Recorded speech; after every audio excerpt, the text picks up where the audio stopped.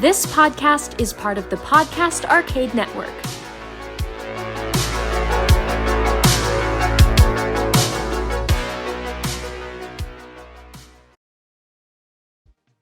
Welcome to episode 20 of Paranormal Dads. I'm your co-host, Eddie. I'm Pat. Please join us as we explore the world's monsters, myths, and mysteries on this milestone episode of Paranormal Dads.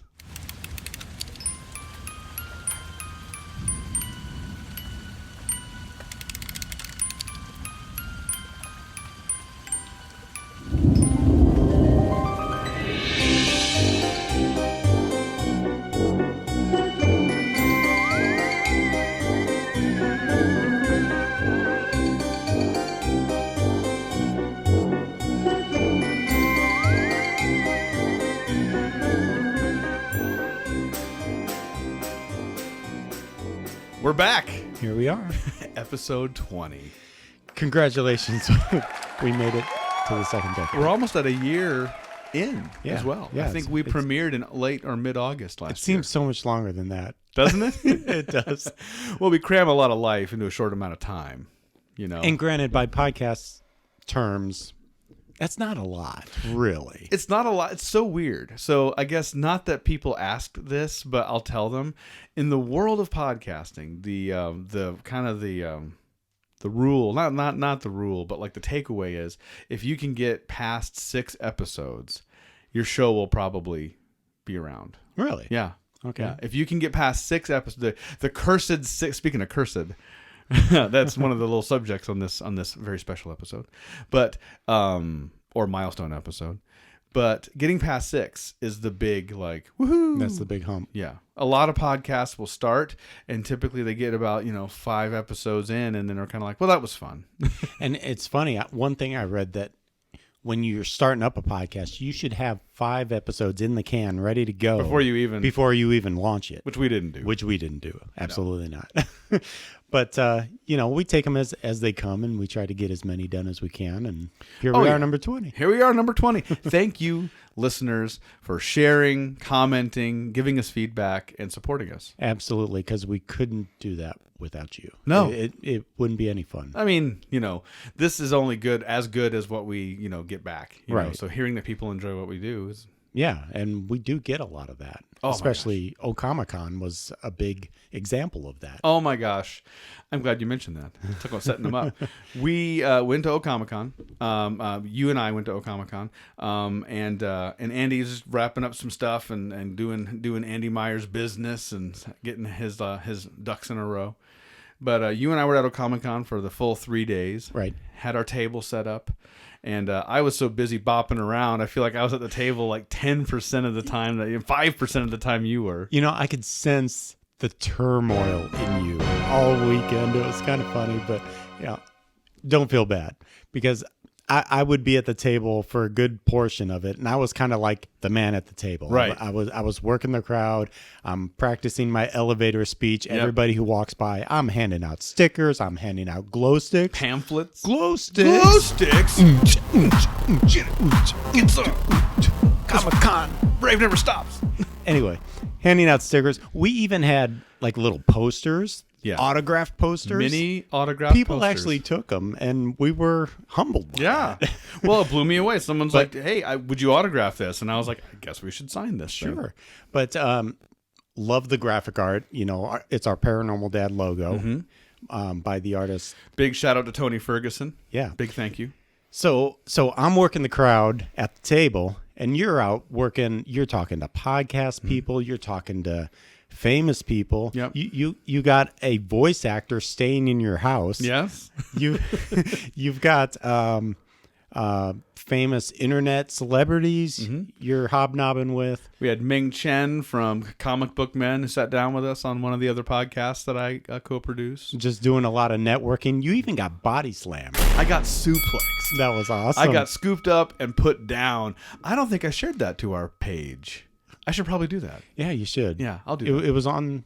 No, you just sent that to me, I think. No, I put it up on the Podcast Arcade page, and I put that up on, I think, the Daydream Instruction Manual page, but it didn't make it to Paranormal Dads, so I should put that up there. Yeah. It's awesome. But see me get suplexed. But anyway, I mean, I could sense the turmoil that you were feeling guilty that you weren't standing by me, you know, a good part of the weekend. Yeah. And I was totally cool with it. I It's know. like, I got this covered.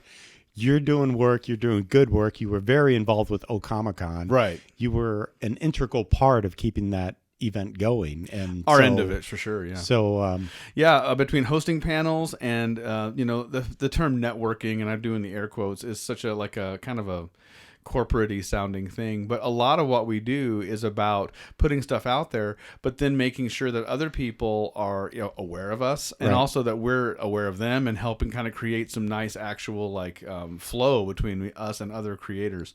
And so we have artists and independent comic book creators, and shout out to Omaha Underground Comics. They love what we do. other podcasters, Yeah. So our friends from Worst Comic Podcast Ever from Kansas City were here. It was good to see them. Oh, it's so good to see those guys. I mean, this is where the notion of this is kind of our one shot at being part of the community that we are part of. And then my thought has always been, if we only sit at the table, we're not maximizing the opportunities there. Right. And so, yeah, dude. But then So you did that end, and I know, and but I took care of the table, and it was all good. I know, but still, there's this thing in my brain where it's like, we're all a team, Paranormal Dads. What was it? Paranormal Dads never say die. But I just wanted to make sure I was present as much as possible. And it was so fun to be able to interact with people who listen to the show, and get their feedback and hear the things that they like. Right. And a little cherry on top of our time, we had a live show. Right, which was our last episode. Yeah. And also a big shout out to our interns, Kaya, who put together an awesome PowerPoint presentation for our panel that we did. Yep. And then also Daphne was there running that social media game Killing for it. us. Yep. Like I said, Davey Johnson. Mm-hmm. He did voice work for Adventure Time. He was in a horror anthology movie called Southbound. So if you're into those types of scary movies, you can check him out with that. He's kind of an independent sketch comedian as well. So it does wears a lot of hats.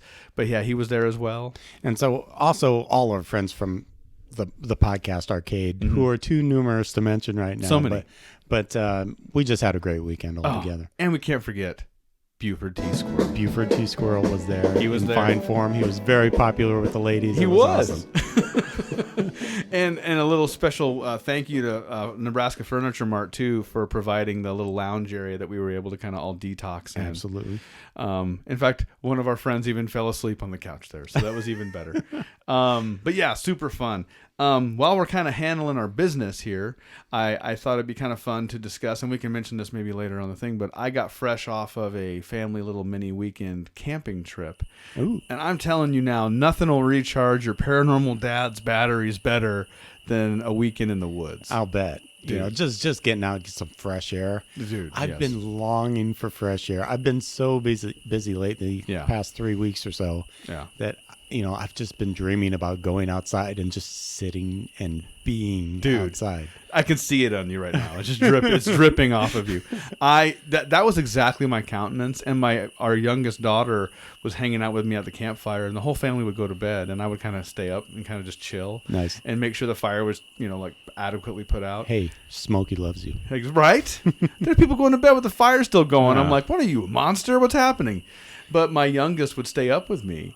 And she was like, well, Dad, what do you want to do? And I'm like, Dad is fine right here. Just sitting by the fire, staring up at the moon, just enjoying the time.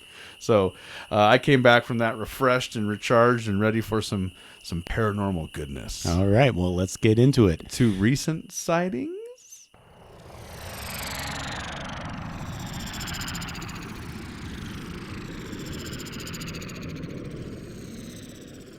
Recent sightings. Yes. On this What you recent sightings. That's okay. We're professionals. We are. If you count hugs and high fives. There you go. This came across and a lot of people's radar because it is fairly recent. In Egypt, I want to say it's in Alexandria, and I might be wrong here. I'm looking this up as we go. It is. Look at me go. I'm right. Yeah. construction site. This is how these people find these things. They're digging. We find a thing. We find the Dead Sea Scrolls, or we find some tablet, or we find some, lost, shrunken idol or something. Well, where did the Brady boys find that little tiki idol when they went to Hawaii? Exactly. At the construction site. Exactly. It's always a construction site. And so there's construction going on in Alexandria in Egypt, and lo and behold, they dig up evidence of a sarcophagus, and a couple of them, in fact. But in this case, they call this one particular one the Black Sarcophagus because it's black. I mean, let's not get too creative on this. What can be good by a black sarcophagus? You find a black sarcophagus in the ground, and it's huge. It's big. And so they were assuming, the archaeologists and the experts, Egyptologists who found this thing or who showed up on site. I have been on a construction site, little backstory. I work in construction or design, that side of it. That will shut a site down like no one's business. Yeah. The minute you find a bone, yeah, the whole site everybody's stops. Shut it down. Yeah. And so it could be a chicken bone, and they got to make sure that it's not a human. Oh, dude, it's nuts.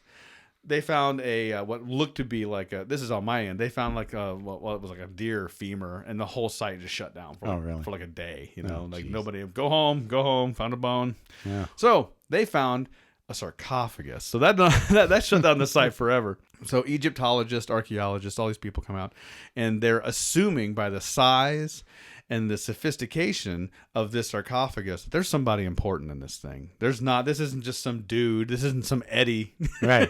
This is some guy they found. Hey, this isn't Frank or how's anything. It going? This is my sarcophagus. They were assuming that there was even some suspicions that it may have even been Alexander the Great. Really? Some people were thinking that it may have been that level of like importance. So there was debate on whether or not to even open this thing. So they found the sarcophagus. They have this thing. It's huge and it's heavy. It's stone. It's some of these things they find are like more ornate, but this is kind of big. It's still well crafted, but it's a behemoth. It didn't get all Raiders of the Lost Ark, did it? And faces started melting, and we don't know yet because they just opened the darn thing. So there was debate on whether to open it or not, and they decided we open in this thing. Right. So they did. Cracked it open, and weren't quite sure what they were expecting, kind of expecting to see, another mummy or something like that. But what they did find was kind of disheartening. It was kind of jumbled remains of several skeletons, not just one person. Like a mask. Yeah, grave. it was like a Paranormal Dad sarcophagus. Like you, me, and Andy were like, hey man, we can't really afford our own. Let's just all go in stick us together. all in the same box. Exactly. And so it was, I want to say they found 3 skulls in there. Don't kill me if I'm wrong. It's Paranormal Dads. But there were several skeletons in there, not just one. And they were not well preserved. And the idea being that because of the nature of the site they found it at, like it's in the city, it's around other things, that sewage and wastewater and other things got into the sarcophagus and just contaminated. Just soaked into it. This is where it gets even. This is the next level of Paranormal Dads. If you're easily grossed out, don't listen to this. Pause it. Fast forward about a minute. So inside the sarcophagus, there's this jumble of skeletons, and it looks like straight out of a horror movie. Like it is an open sarcophagus. It doesn't get more like let's write a scary story. Right. Open sarcophagus. So there's the thing of don't open it. There'll be a curse. There's going to be a curse. Don't open it. So people opened it anyway. So Here's hoping. There's no curse. It's been open for a few days. Inside's this jumble of skeletons, but also there's this pool of red liquid. Ew. In this juice, and there's people were calling it mummy juice. That was kind of the mummy juice. That was kind of the. I don't care who you are, if you came across a thing called mummy juice. Does that come in a box? Right, with a little straw. It's like ecto cooler. Serve it to your soccer team. Only no dads can have this. Only mummies. Sorry, but there was an online petition. And I'm not making this up. Look this up. There's an online petition right now to allow people to drink the mummy juice. Are you serious? I'm serious. I'm not making it up. That's disgusting. They were like, there's people who are like, this will give us divine power. I don't know. I think it'll just give you the runs. Yeah. I would think you would expect that, but I mean, so is there a level of paranormal to this? I mean, is there, like anything kind of ghostly about this, or is it just kind of, Well, could it be like contaminated water? Or what? The paranormal to this, to the mummy juice. So Right. the assumption is that this is just like wastewater and stuff Right. like that. They can't prove that though. They don't know that. Like they can't prove water even got into this thing. There wasn't like evidence that it was sitting in a pool of flooded water. It was actually like pretty well, So that's their like takeaway is like this isn't just like legit mummy juice. Some people were even thinking it might have been red mercury from so it wasn't sitting like in water. It was sealed tight. It was sealed tight. And Yeah. this has probably been sitting in there for festering for a long time. thousands of years. The paranormal part to me, and this is where I do want to leave people a little bit kind of thinking about this, is because there was a legit concern about there being some form of curse. Uh-huh. And if you actually do follow the other sarcophagi that have been opened in Egypt, and if you trace some of that stuff, there's some bad stuff that's happened to people who Right. have messed with these different tombs. Yeah. Like more often than not, ill things befall the people that end up tampering with Right. these things, whether it's a disease or misfortune, accidents. There's significant case. There's a significant case to be made for people who have tampered with these things. Right. And that's one of these things, and it comes out of the ground black, onyx black, like. I mean, nothing good is going to come out of that box. No. You would think. No, no, you're not going to open that and have like flowers shoot out of it and fireworks. No, but and this is where it does kind of like take a certain type of person where and I put this out to listeners too. Like you come across a sarcophagus that is thousands of years old that has an inscription on it that says, "Don't open this, or a curse is going to fall on you." Do you open it like a straight up like gangster? Do you just grab a crowbar and start working it? I wouldn't. I'm telling you now. How about you, Pat? What would you do? It's a major award. It's a major award. It's a leg lamp. Give me my hammer and my plumber's helper. So, I would probably look at my crowbar, drop the crowbar, and just walk back to my I'd tent. just run away. Yeah. I wouldn't, can't touch this. I don't literally. Oh, no. But yeah, so if you're curious about some more in-depth stuff, please, I encourage you to look up. It is called the Black Sarcophagus. I don't believe a ton of them tend to be that color and that type of rock. I want to say it was just straight up granite, which once again, heavy rock. I mean, just not even yeah. And it'll be interesting to follow what happens to the people involved in this, and they see said if anything comes out of this. I mean, curses don't just, and this is where the guy who did it, and this is where I rolled my eyes because he's like, said there was a curse on it. I stuck my head inside the thing. Like he literally, that is his quote. He's like, we opened it. I put my head inside there, and I'm fine. Yeah. And I'm like, you just jinxed yourself. Yeah. Mummy. Let's talk in 5 years there, buddy. Exactly. He comes back. It's like, my fingers all just fell off for no reason. my head caught on fire. Ouch. It's time for pop, culture, and the paranormal.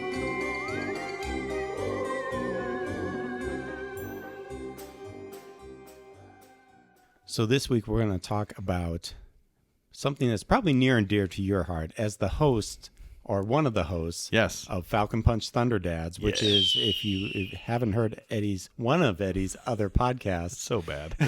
So many. This is a podcast kind of geared towards geek culture and fitness. Yeah. And so you talk a lot about running and running, racing, weightlifting, like exercise routines, just stuff like that. Yeah. Just and nothing crazy, just adding a little bit of activity to your life. So what we're going to do here this time is throw the paranormal into all that. Ooh. This is paranormal themed fun runs. Dude, that is amazing. I'm excited. I love fun runs. I haven't done one in quite a while. Yeah. I actually did a full marathon once in my life. I'm so jealous. This is a few years back. Yeah. But I remember when you were training for that, though. yeah. That was like you were such a singular of mind. You were like, I got to run. And I was about 50 pounds lighter, too. Ah, But more to love. But fun runs are so fun because it doesn't take much to get ready for a fun run. No. I mean, you can pretty much be ready for a fun run In within a week or few two. weeks. Yeah. They tend to hover around the shorter distances, right? 5, 10K you're, maybe. You're talking a mile, a 5K, maybe a 10K, which Right. is But like 6 miles. That's the most you'll see. 5Ks are like 3 miles. And of course, the mile fun runs. Great for the kids. The kids will sprint the whole thing. Right. You'll be huffing and puffing by the time you get to the end. But there are a lot of paranormal themed fun runs. And the first one we're going to talk about is actually takes place in Michigan. It's called the Bigfoot 5K and 10K Snowshoe Race. What? Now check this out. It's the usual crowd for this is like 500 people will enter and 100 people will rent snowshoes. The other group, they're like serious snowshoers. They got their own snowshoes, right? Yeah, BYOSS. So, but the ones who are renting them, it's probably their first time on them, and the learning curve on this is 0. You just strap them on and you start running in the snow. So With tennis rackets on your feet. yeah, it takes place in January, and the course is a super hilly off-trail run with plenty of logs to jump over with snowshoes on, and then trees to duck under. We call this busted ankle ridge. So, you got big feet, and of course, they're using Sasquatch as kind of the mascot of the whole thing. Sure.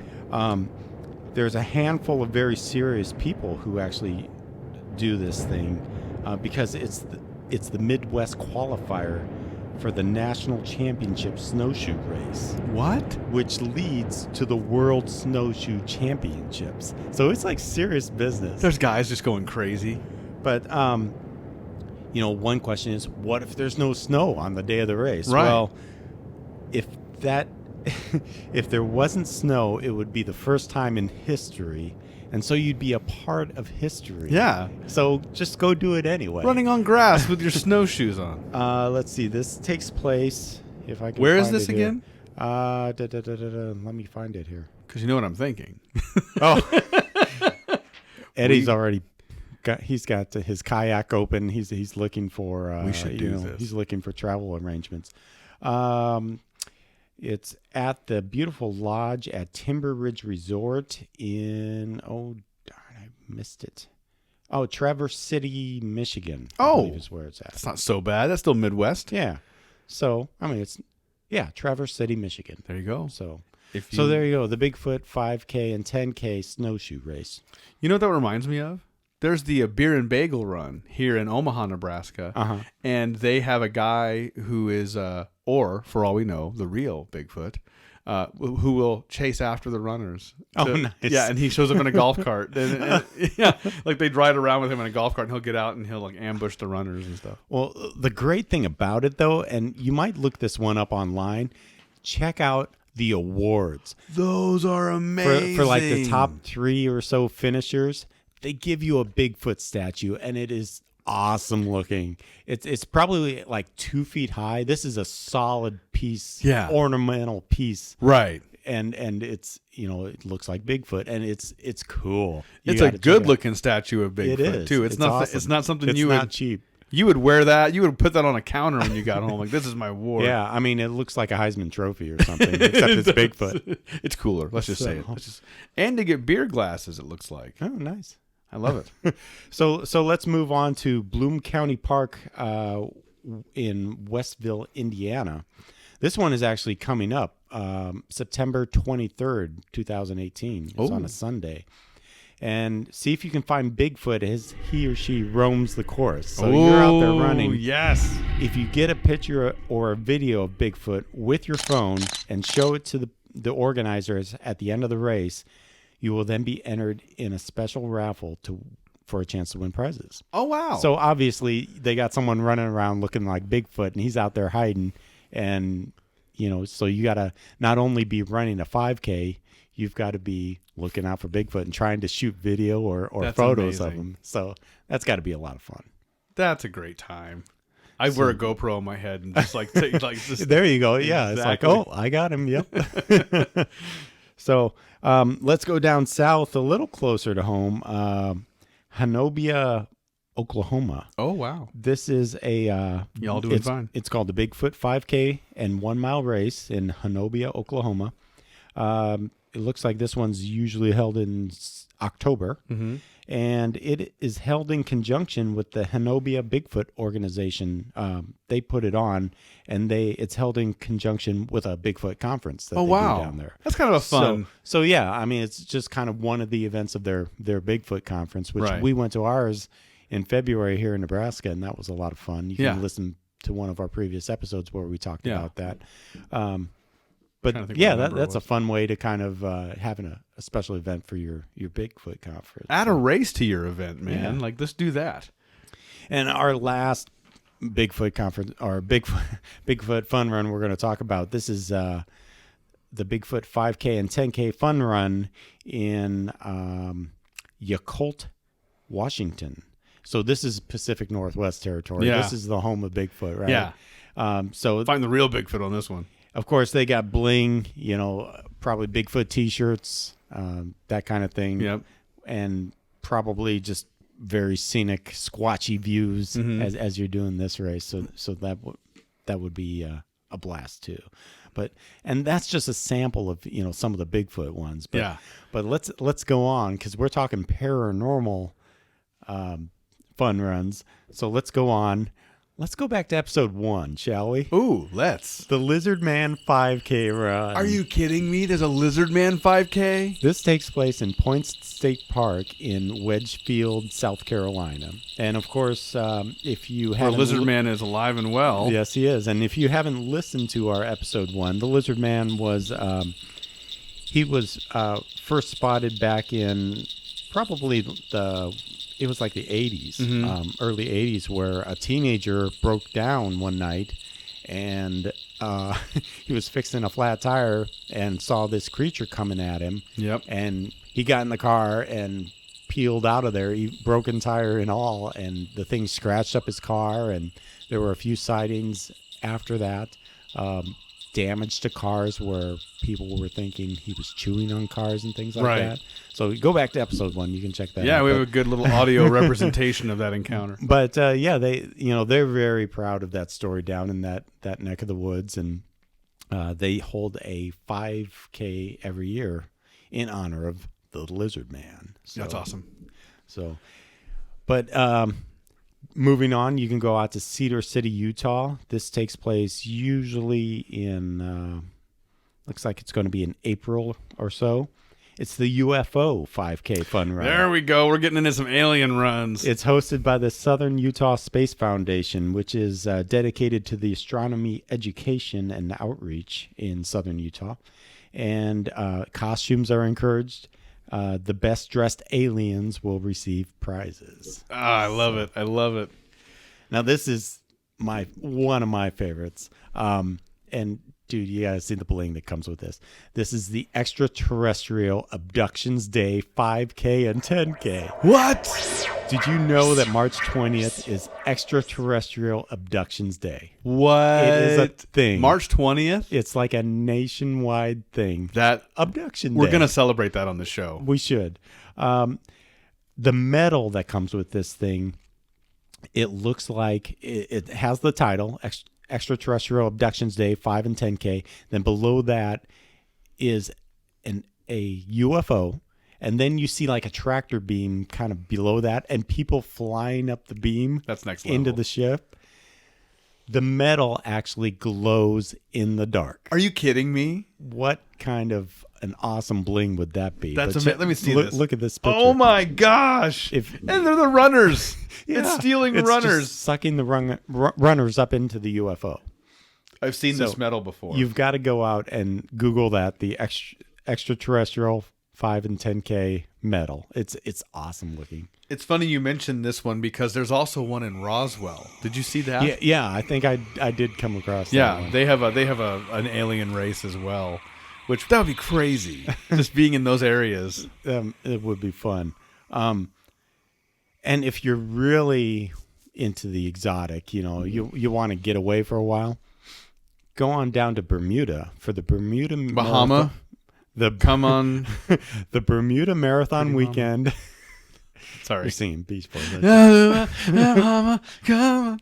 The Bermuda Marathon weekend and Bermuda Triangle Challenge.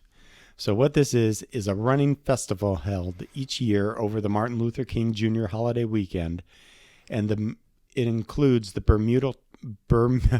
Bermuda Triangle Challenge, which is 3 races in 3 days.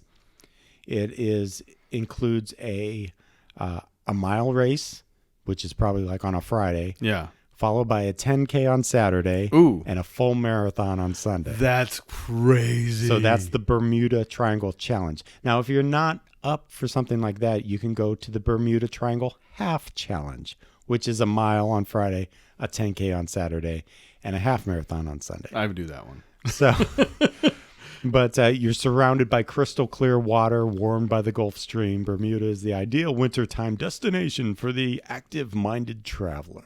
Oh. So, and to top it all off, I mean, if you do a good job there, you can qualify for Boston in this race. This is a Boston qualifier. That's crazy. So go down to Bermuda, qualify for Boston. Get your paranormal on. Get your paranormal on, and then go to Boston. So how great is that? I think that's a multiple win right there. And finally, we can't do this without all the ghosts, So you got the ghosts, goblins, ghouls, spooktacular 5K and Scarecrow Sprint Fun Run at Ashburn, Virginia. That takes place in October, of course, around Halloween. It's a Halloween-themed costume contest, Halloween-themed entertainment, Halloween activities. Runners are encouraged to run in costume, so lots of ghosts and ghouls and monsters and all kinds of cool stuff there. We should probably reach out to Justin from Paranormal Dads. He could probably tell us about some here locally. I'm sure Omaha probably has some Halloween From Falcon runs. Punch, you mean? No, you're fine. He would love that. Yes, but I know back in the day when I was very first starting running, this is like back when I was a teenager, there was a race Z92 used to put on a local radio station here called the Trick or Treat Trot. Oh. That was my first 5K ever. And I did that a few years, but that was always fun. Everybody's dressed up in costumes. Yeah, I love those. It was a good deal. I don't think there is a Halloween run here in town anymore. Is there? There must be. I would imagine. You got the zombie walk that takes place in the Dundee area, which is kind of a trendy kind of place here in Omaha. Yeah. But yeah, I'm sure somebody's got to have something. That'd be kind of fun to like cross the streams and have like Paranormal Dads and Falcon Punch Thunder Dads do a paranormal run. We should do it. We should do at least one. A short one. Should. Yeah, a 5K. We could do that. We could do a 5K easy. Yeah.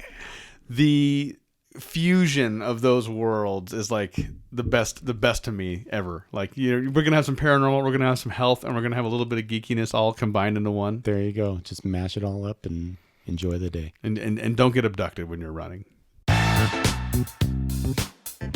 From the opulence and excess of Beverly Hills to luxurious destinations around the globe, it's time to rub shoulders with the privileged and successful among us, as Paranormal Dads now offers you a look into the paranormal lifestyles of the rich and famous.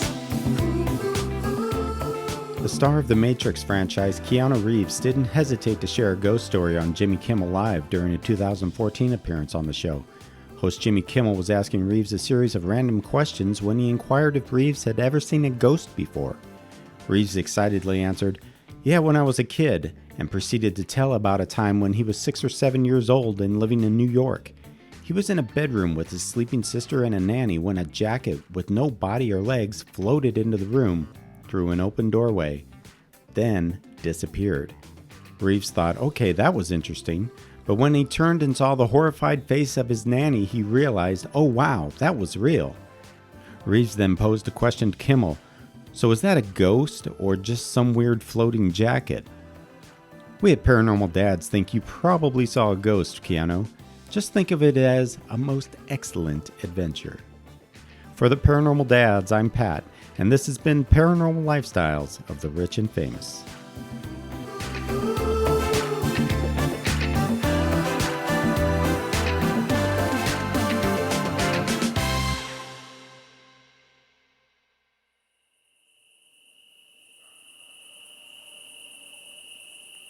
And now it's time for the main mystery.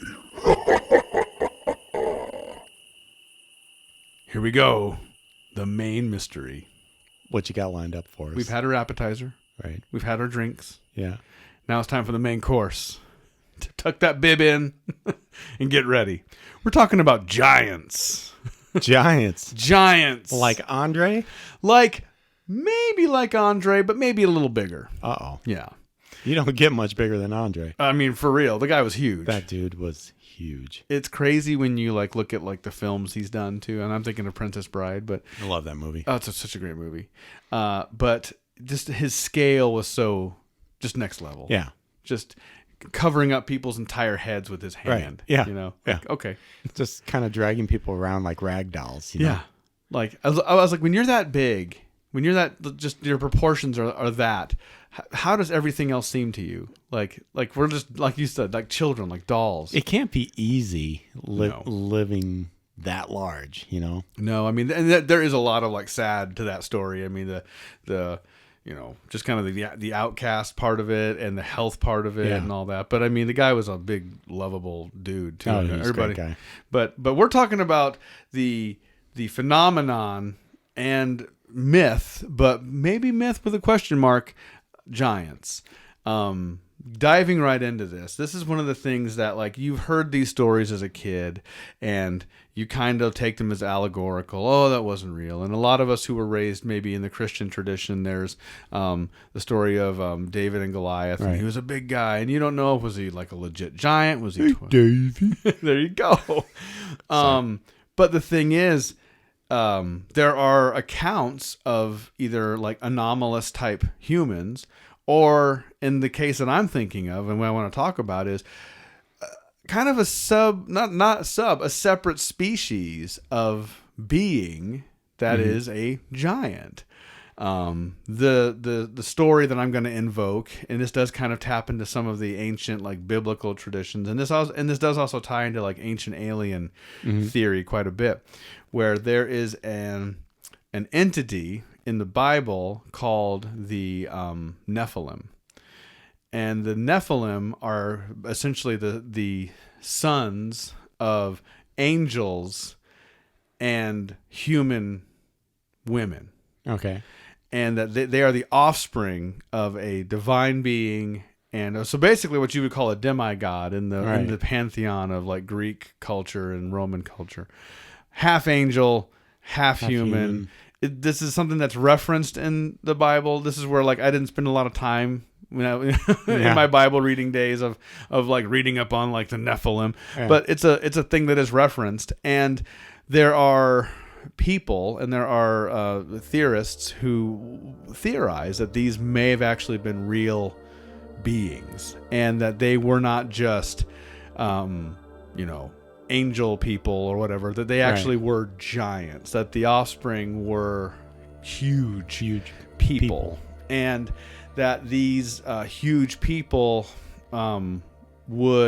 there was a series of them. It wasn't just one or two of these people. It was a population, and that they would actually disperse throughout the world. It sounds ludicrous and insane until you start looking up other stories of giants in other cultures, and you get into the thing of, are these anomalous cases of humans? Right. Or is this an actual species of being? And it's not just in one area there. No. There are a lot of stories out there of, this, I don't know if you call it a race, but, a line of people, or take a look at Solomon Islands, which is basically Guadalcanal, you know.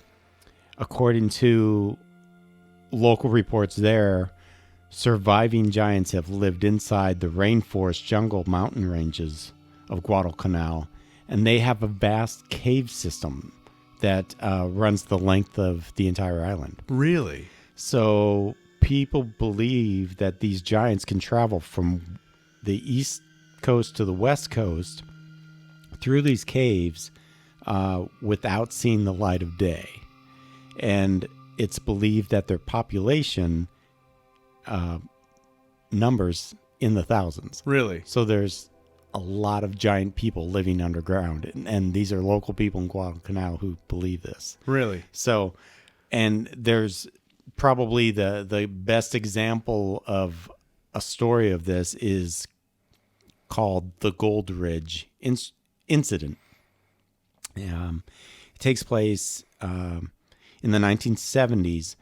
Various gold mining companies began negotiating with the traditional landowners with the aim of capitalizing on the gold that was there in Guadalcanal. Okay.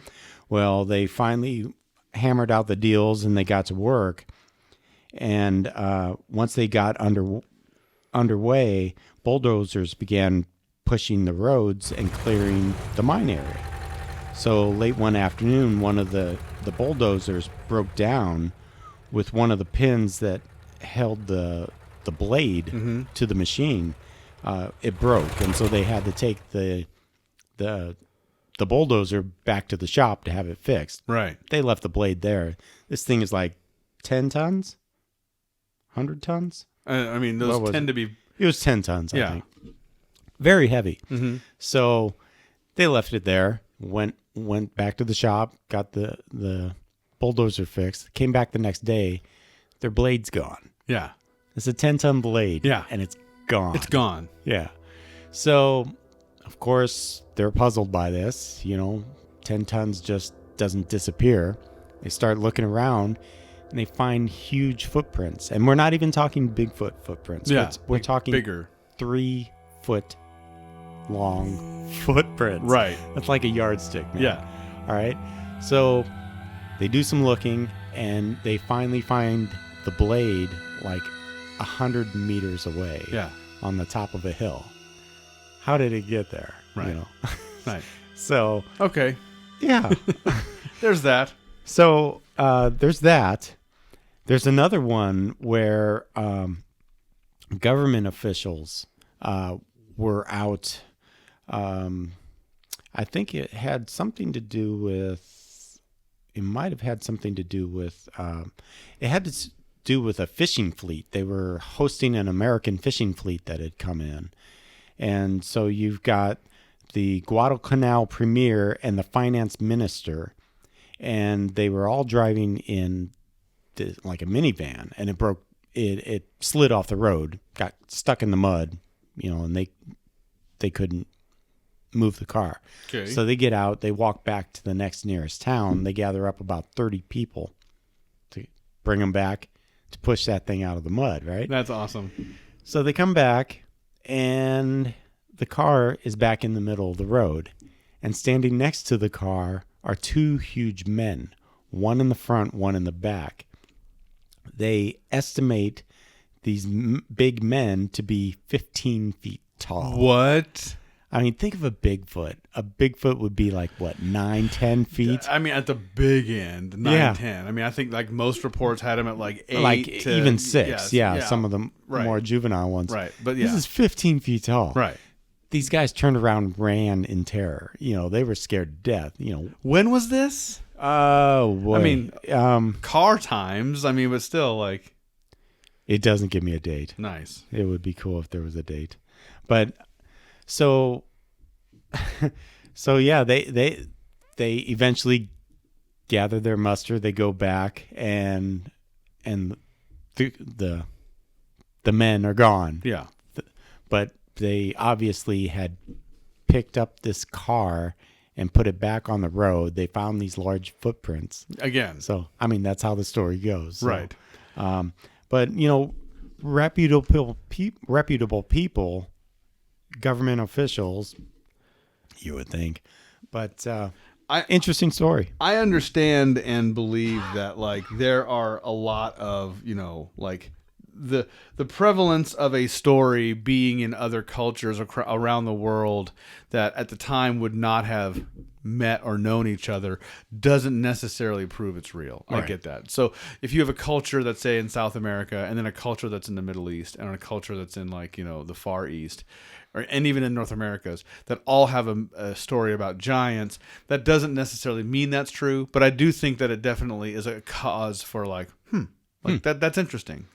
And just like kind of what you're saying, there is a persistent story, and this is where it gets very kind of conspiracy theory-ish, but, you know, what would this be? We couldn't be talking about paranormal stuff if we weren't at least touching on some conspiracy. Sure.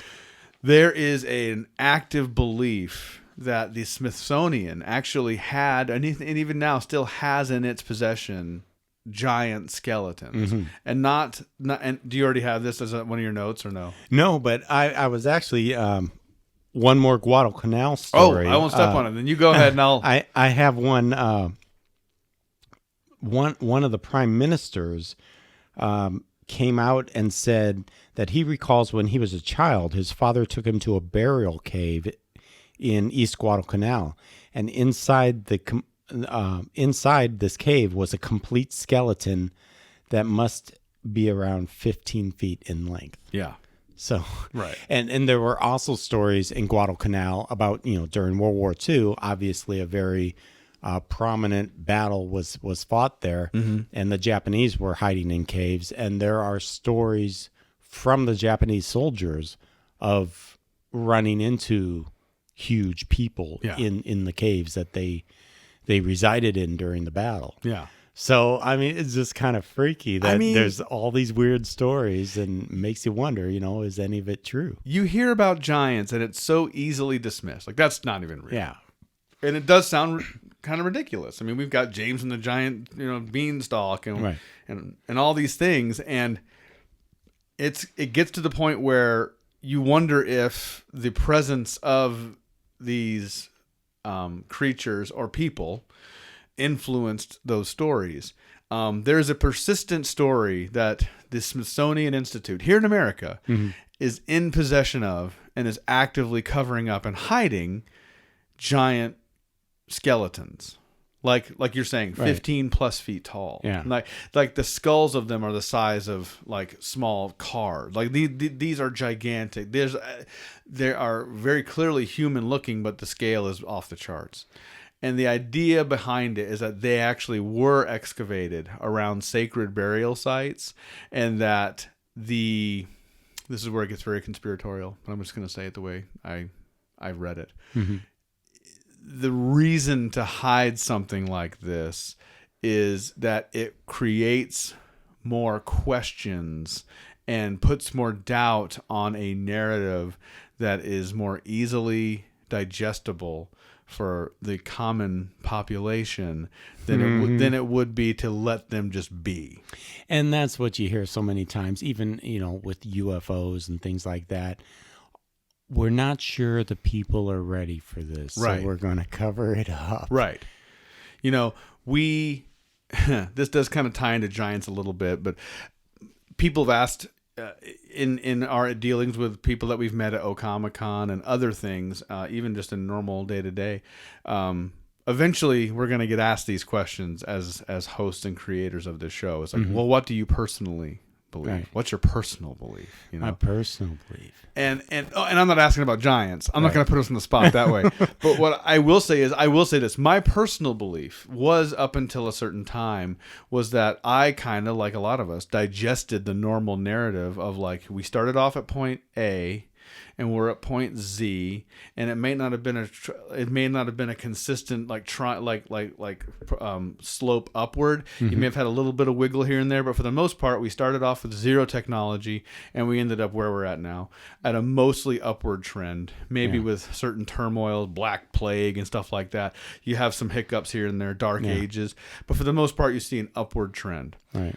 The more I've learned, the more I've researched, the more I've read, I'm convinced that it looks more like a roller coaster. Like our our timeline of technology and understanding has hit super, super high points and has hit super, super low points, and it moves its way back up again, only to get reset again. I feel like the humanity has been like super high on technology, maybe even higher than we are now.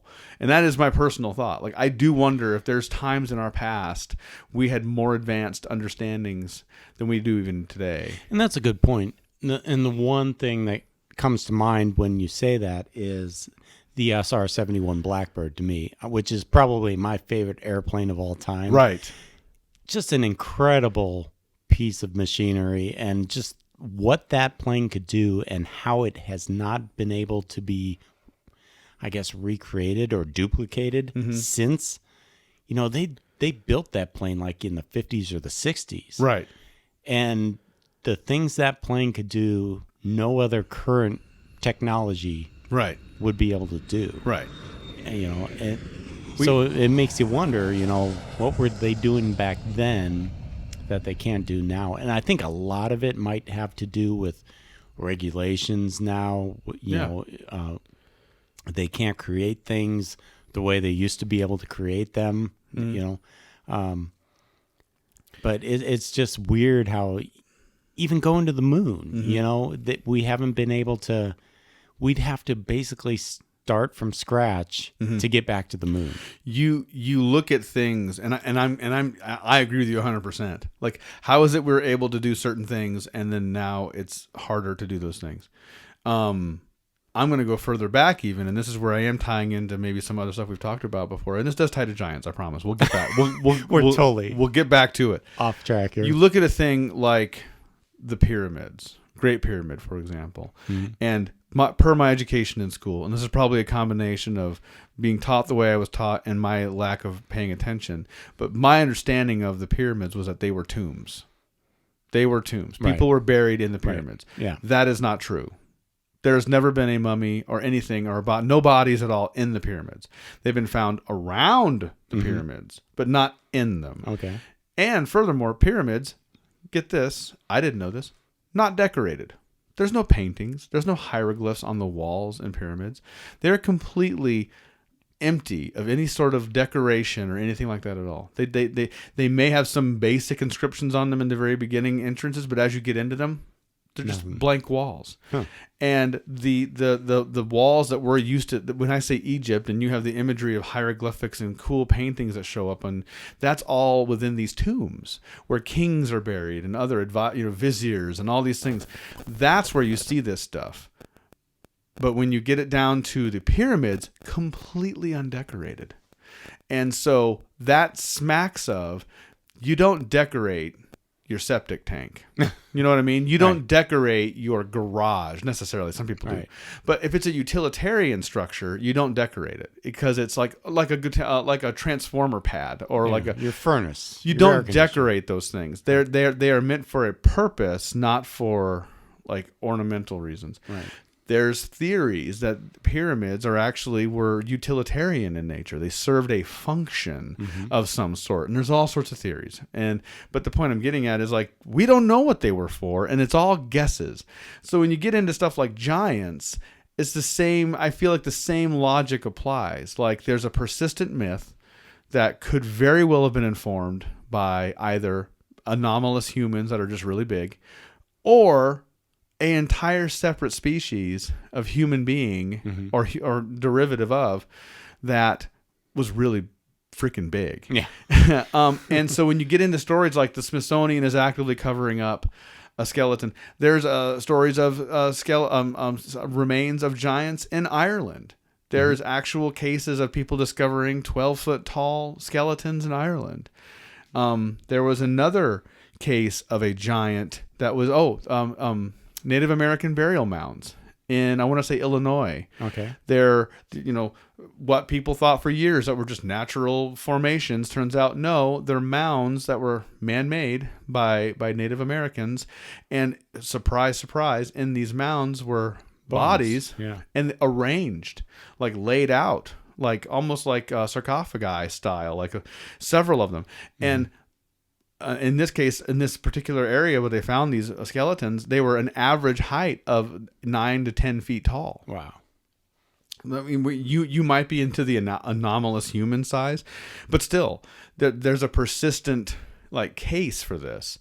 So I think it's too easy to write off when you start seeing these things and start paying attention to them. That's just kind of mind-boggling, though, the sizes we're talking about here. Yeah. 10-foot tall person, 15-foot tall person. Right. I'm thinking back to when we used to get the Guinness Book of World Records, from school in the Scholastic Book Club, and you'd look in there and you'd see the world's tallest man, and I have no idea how tall he was, but probably 7-8 feet. Yeah, maybe, I'd say you're scratching something 8 like feet tall. that. And yeah, 15 feet. 15. That's double. That's crazy. That's double that guy. And when you get into like a person that big, scale comes into play at that point. Like you're talking about shoulders that are that big, yeah. and like picking up cars is not a thing. 3-foot long footprints. I do know, and this is where like there is some like science to be discussed here as well. Like I read a thing once that was talking about like the reason why things are the size they are. There's like a reason why we are the size we are, and there's a reason why elephants are the size they are, and all this stuff.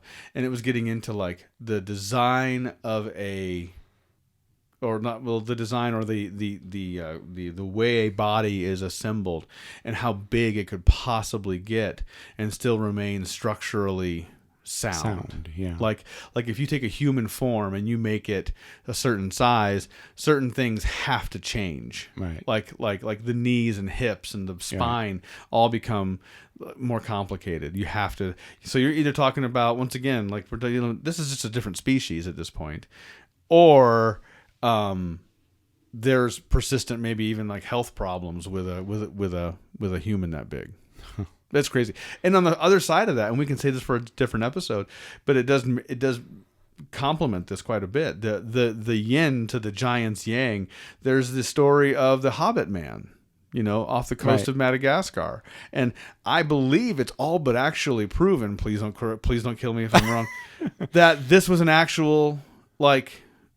They would never go as far as to say humanoid, but like an ancient version of a subspecies of like, how there was Cro-Magnon and help me out here. What was the other version of humans? Because even scientists agree there were separate species of humans back in the day. There were several groups, Cro-Magnon, and I'm dying. There's a whole bunch of other ones. It's getting late. I don't have my computer in front of me. It's okay. It's gonna take too long to look it up. Right. But there's not a lot of disagreement that at a certain point in time in our development there were several different species of humans, but early humans, like primate level, like just getting out of that type of thing. But within that, the notion that like we were the only thing that made it, I think is kind of interesting. And it does tap into the Bigfoot thing too. It's amazing how when you start doing this, a lot of these things inform the other one. Yeah. But giants, I mean, it's one of those things that you read it first and your brain wants to just go like, oh, well, that's made up. Yeah. I saw a great tweet that applies to what we're talking about quite well. Yeah. It had a picture of a unicorn, a horse with a horn out of the middle of its head, and a picture of a giraffe next to it.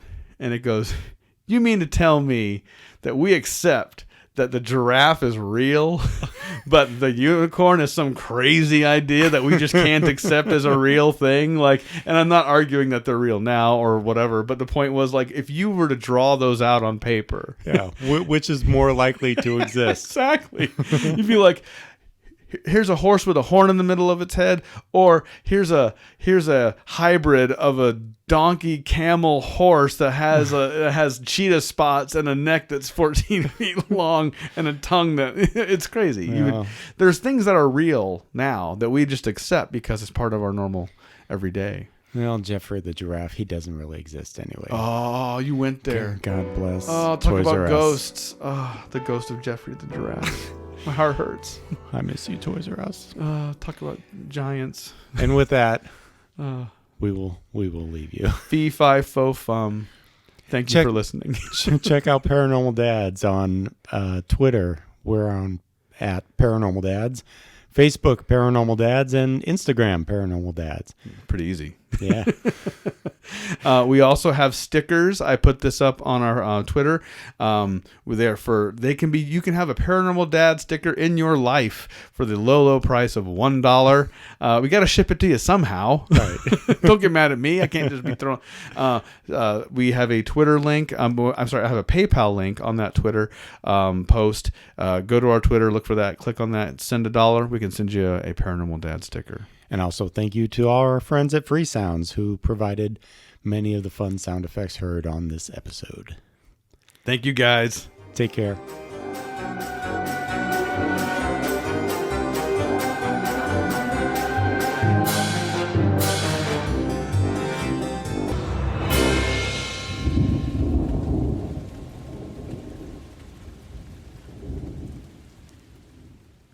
Fee-fi-fo-fum. I smell Pat. He smells good. Yeah, cut the grass.